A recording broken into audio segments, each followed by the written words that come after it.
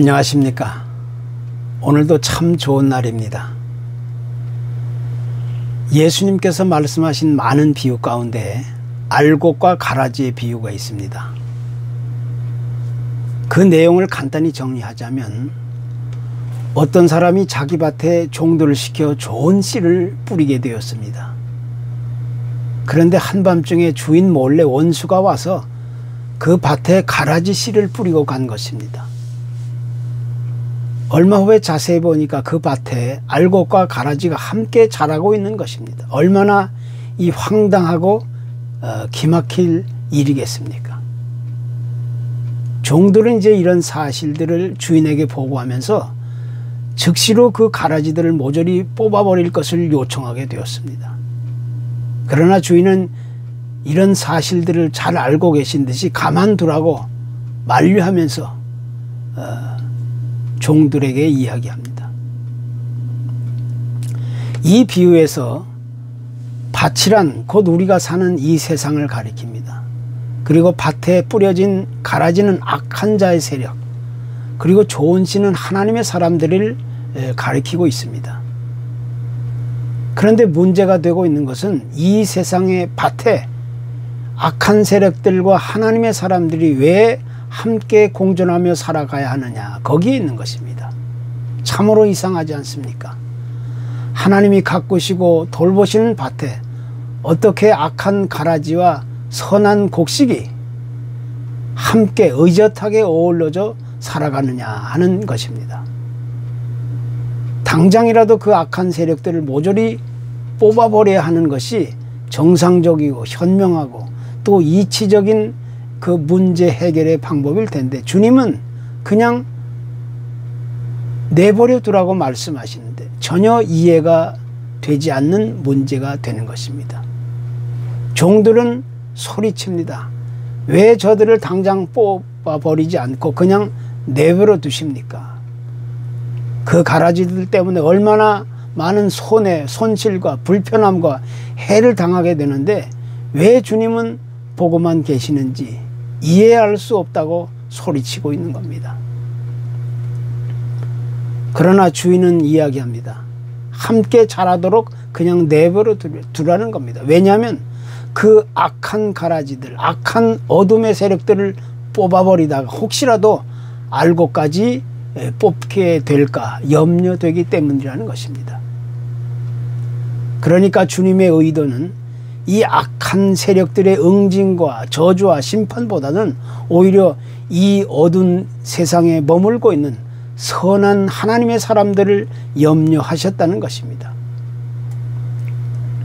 그래서 우리가 살고 있는 이 세상에는 언제 어디서나 세상 끝날까지 항상 악한 자와 하나님의 사람들이 함께 공존하는 세상이 될 수밖에 없다는 사실을 암시해 주고 있는 것입니다. 이것이 우리가 현재 살아가고 있는 이 세상의 현실 상황인 것입니다. 과거 신약교회가 이 땅에 처음으로 세워질 무렵에 이 주님의 수제자였던 베드로가 살던 시대에도 지금보다 더 복잡하고 다양한 세상이었습니다. 그 당시에는 언어와 종교 또 이념이라든가 사상과 문화, 교육 등 각기 다른 인종들이 이 로마라는 한 울타리 안에 삶을 영위하고 있었습니다. 그때 그 로마 제국의 강압적인 권력과 폭정으로 인해서 하나가 된 것처럼 보였지만 사실은 그 정반대의 세상이었습니다. 그래서 베드로는 그렇게 각박하고 어두운 세상 속에서 그리스도의 복음을 전하면서 신자가 어떻게 세상과 소통하며 살아갈 수 있는가를 강조해 왔던 것입니다. 베드로는 말하기를 우리 믿는 신자들은 세상 안에 살아가고 있지만 오히려 세상에 속해 있지 않은 존재라는 사실을 가르치면서 선한 행실을 통해 세상의 본이 되고 세상을 리드해 가면서 이 세상에 하나님의 나라를 완성시켜 가야 한다고 가르쳤던 것입니다. 그래서 그리스도인에게 있어서 삶의 중심은 언제나 이 세상이 아니라 그리스도이고 또 그리스도 중심의 삶을 통해 세상에 선한 영향력을 끼치고 세상을 변화시켜 가야 한다는 사실을 강조했던 것입니다. 지나간 역사를 돌이켜볼 때 과거 로마 제국이나 또 영국, 미국도 세계 역사에 막강한 영향력을 행사해 오면서 정치, 경제, 사회적인 모델을 제시하고 또 종교적인 역할을 많이 강조해 왔었습니다. 그리고 기독교뿐만 아니라 불교나 힌두교, 이슬람교 등 각각의 그 자신들의 종교를 통해 막강한 영향력을 행사해 왔던 것이 사실입니다. 그런데 21세기에 들어와서는 종교가 가지고 있었던 이 고유한 리더십을 잊어버리고 오히려 갈등과 분쟁과 긴장과 그 대립으로 치닫게 되었던 것입니다. 그래서 많은 사람들은 더 이상 종교가 외치는 이야기에 귀를 기울이려 하지 않고 있는 것입니다. 종교 이야기는 단순하게 지나간 과거의 역사로만 돌려버리고 마는 것입니다. 그렇기 때문에 이제 우리 그리스도인은 이렇게 복잡하고 다양한 삶의 상황과 환경 속에서 어떻게 인간의 삶의 본질을 이해하고 또 그 책임과 사명을 다해가야 할 것인가를 우리는 이제 다시 고민하지 않을 수 없게 되는 것입니다. 현재 우리가 살아가고 있는 사회적 특징 중 하나는 무엇보다 이 다원화된 사회라는 것입니다. 지역이나 신분, 세대, 계층, 또 이념이나 문화와 종교 등 각기 다른 부류의 사람들이 가지고 있는 이 수많은 다양성이 함께 공존하고 있는 그런 사회인 것입니다. 그래서 이렇게 다원화된 사회에 있어서 가장 우선적으로 요구되는 것은 무엇보다 서로 이해하고 서로 소통하며 살아가야 하는 것인데 오늘날의 현실은 그렇지 못하다는데 큰 문제가 발생하게 되는 것입니다. 특히 하나님을 믿는 그리스도의 입장에서 보면 이 다원화된 사회 속에서 서로 이해하고 소통하고 모범을 보이고 또 올바른 길을 제시하지만 오늘날 우리 그리스도인들은 그 책임과 사명을 다하지 못하고 있기 때문에 여러 가지 오해와 갈등과 또 분쟁과 대립이 날로 더 심각해 가는 그런 상황을 우리가 경험하게 되는 것입니다. 참으로 안타까운 오늘의 현실을 우리는 부인할 수 없게 되는 것입니다. 그래서 이런 어두운 시대, 악의 세력들이 득세하는 현실 상황 속에서 우리 그리스도인은 세상에 대하여 어떤 관심과 기대를 가져야 하는가, 이런 문제를 다시 생각해 보지 않을 수가 없게 되는 것입니다. 이것이 오늘 우리에게 주는 영적인 교훈입니다. 주님이 말씀하신 비유 가운데 한 가지만 더 이야기하고 싶은 것이 있는데 겨자씨나 누룩의 비유를 이야기하고 싶습니다. 이 겨자씨와 누룩이란 아주 작은 것을 표현할 때 사용되는 단어입니다. 그런데 그렇게 보잘것없이 아주 작고 미미한 물질이지만 그것이 조금씩 자라고 성장하다가 나중에는 상상하기 힘들 정도로 나중에는 큰 영향력을 행사하고 그 가치를 크게 드러내고 또 크게 변화하게 된다는 것입니다. 그 작은 겨자씨 하나가 나중에는 큰 나무가 되는 것처럼 또 밀가루 반죽 속에 넣은 그 작은 누룩이 나중에는 밀가루 반죽 전체를 크게 부풀리게 한다는 것입니다. 이것이 곧 이 세상에 있는 우리 그리스도인들의 삶의 속성이고 모델인 것입니다. 다시 말하면 하나님의 나라가 이 세상에서 이루어져 간 모습은 곧 겨자씨와 누룩과 같은 것이라고 성경은 우리에게 가르쳐주고 있는 것입니다. 따라서 하나님이 세우신 교회는 세상 사람들이 모여서 형성된 그 모임이지만 그것은 어디까지나 세상에 속해 있지 않고 하나님께 속한 사람들이 모인 신앙의 공동체가 되는 것입니다. 그리스도인은 어제나 오늘이나 내일도 여전히 세상 속에 살아가고 있지만 세상 사람들과는 결코 하나가 될 수 없는 그런 구별된 모임이라는 것입니다.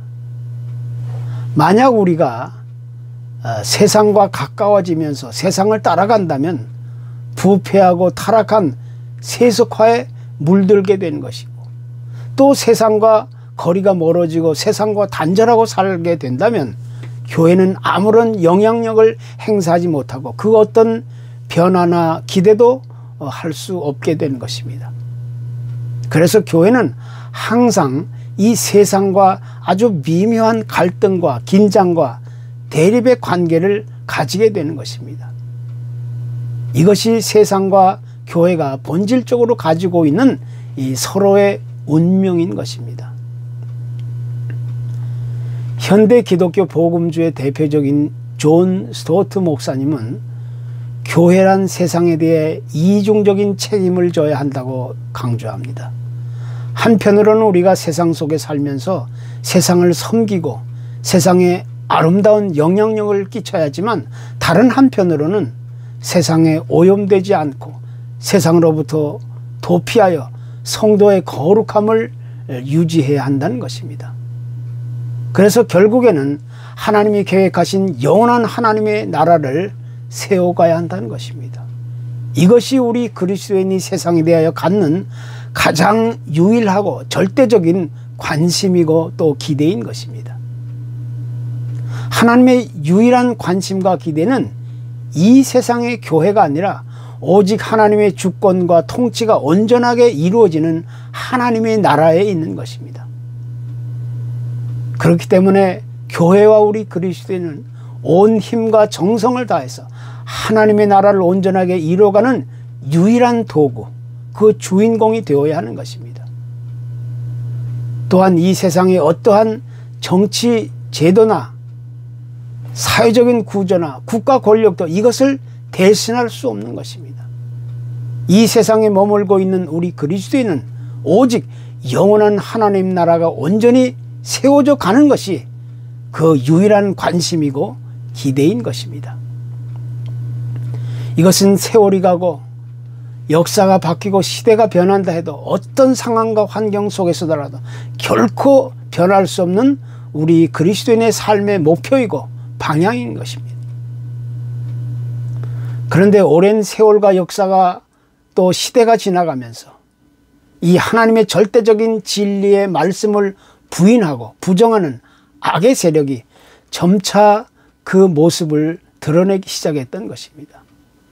한 예로서 20세기에 들어서기까지 이 전통적인 역사는 그동안 성경의 기초와 하나님의 창조 질서에 반하는 가정윤리라든가 성적인 문제에 대해서 다른 이견이 전혀 없었습니다. 그러나 20세기 후반에 들어서기 시작하면서 동성애의 문제가 사회 전면에 등장하게 되었고, 하나님의 절대적인 진리를 부정하는 이 포스트 모더니즘 또 젠더주의가 머리를 들기 시작했던 것입니다. 이때부터 성경과 또 교회의 정통성을 반대해온 이 악의 세력들은 본격적인 분쟁과 대립, 긴장과 갈등의 관계를 만들어가기 시작했던 것입니다. 우리 그리스도인들이 이 세상의 국가 권력이나 사회 구조나 체제나 혹은 또 이념이나 교육 문제 등에 있어서 가장 민감하게 반응하고 대응하고 또 긴장하고 염려하는 문제는 바로 이러한 문제들로부터 시작되는 것입니다. 미국은 지난해 11월 대통령 선거를 마치고 새로운 시대를 맞이하게 되었습니다. 그리고 올해 1월 20일 대통령 취임식까지 무사히 마친 상태에서 이제는 새로운 체제로 완전하게 전환된 것입니다. 그런데 아직도 미국은 여러 가지 정치적인 문제로 인하여 서로 간의 불화와 분쟁과 갈등과 이 긴장의 끈을 놓지 못하고 있는 실정에 있는 것입니다. 한마디로 부정선거의 문제를 가지고 와서 상대를 이해할 수 없고 믿을 수 없고 인정할 수 없다는 것입니다. 그러나 이제는 좀 더 여기서 냉정해질 필요가 있는 것입니다. 믿기 싫어도 믿어야 하고 인정하기 싫어도 인정해야 하는 것입니다. 그것이 성경이 가르치고 강조하고 있는 그리스도인이 이 세상을 대하는 삶의 올바른 그런 법칙인 것입니다. 그 이유는 모든 권세는 오직 하나님으로부터 주어지는 것이기 때문입니다. 혹시라도 그 권세가 악하다 할지라도 하나님은 그와 같은 상황을 통해서라도 오히려 하나님의 나라를 이루어 가시기 때문입니다. 그것이 성경이 강조하는 주관점입니다. 그러나 우리 그리스도인들이 주의 깊게 살피고 또 염려하고 조심해야 할 부분이 있다면 하나님이 세우신 지도자가 과연 하나님의 말씀을 따라 올바로 실행할 의지와 믿음과 용기가 있는가를 우리는 자세히 살펴봐야 합니다. 사실 트럼프 대통령은 재임 기간 동안 복음주의자들로부터 많은 지지를 얻어냈던 보기 드문 그런 대통령이었습니다. 또 누구보다 기독교의 명분을 많이 수용했던 분이었습니다. 그러나 불행하게도 이 바이든 대통령 아래서는 그런 기대를 찾아보기 힘든 것이 사실입니다. 그는 친생명주의자도 아니고 가정중심적인 사고를 가진 분도 아니고 이스라엘과 이 종교의 자유에 반대하며 복음주의자들로부터 신뢰를 얻고 있지 못합니다. 바이든 대통령이 취임식 다음 날 21일 첫 번째 사인한 행정명령만 보더라도 성지향과 이 성 정체성에 따른 이 차별을 금지한다는 그 행정명령이었습니다. 취임 첫날부터 그는 친동성애 정책으로부터 출발한 것입니다.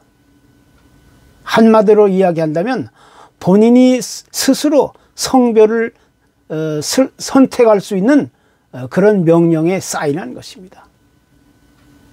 실제로 이 행정명령이 실행된다면 성경적인 이 보수의 가치를 가진 그리스도인의 입장에서는 적지 않은 큰 혼란과 많은 문제를 가져오게 될 것이 분명한 것입니다. 그렇기 때문에 우리 그리스도인은 이제 정신을 차리고 이 나라를 이끌어가고 있는 국가의 지도자가 과연 그리스도의 복음적 가치에 부합하는 올바른 정책을 세워가고 있는가를 유심히 살펴봐야 하는 것입니다. 이것은 한국도 똑같은 문제인 것입니다. 그리스도의 복음적 가치를 올바로 세워가게 될 때 비로소 우리 그리스도인은 더 풍족하고 아름다운 하나님의 나라를 세워갈 수 있게 되기 때문입니다. 세상을 향한 우리 그리스도인의 관심과 기대는 바로 거기에 있는 것입니다. 성경은 우리 그리스도인들을 대하여 세상에서 빛과 소금이 되어야 한다고 가르칩니다. 그러나 이것은 내가 빛이 되고 소금이 되어야 한다는 의미가 아닙니다.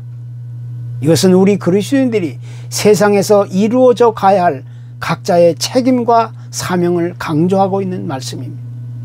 어둡고 답답하고 이 악한 세상에서 하나님 나라의 가치관을 올바로 세워갈 수 있는 그런 주인공이 되어야 한다는 것입니다. 그렇기 때문에 이제 우리는 현재 내가 서 있는 자리가 어디인가를 올바로 깨닫고 또 분별하면서 세상을 향한 그리스도인의 관심과 기대를 올바로 펼쳐나갈 수 있어야 되는 것입니다. 그래서 영원한 하나님의 나라를 세워가는 일에 모든 힘과 정성을 모아야 하는 것입니다. 감사합니다.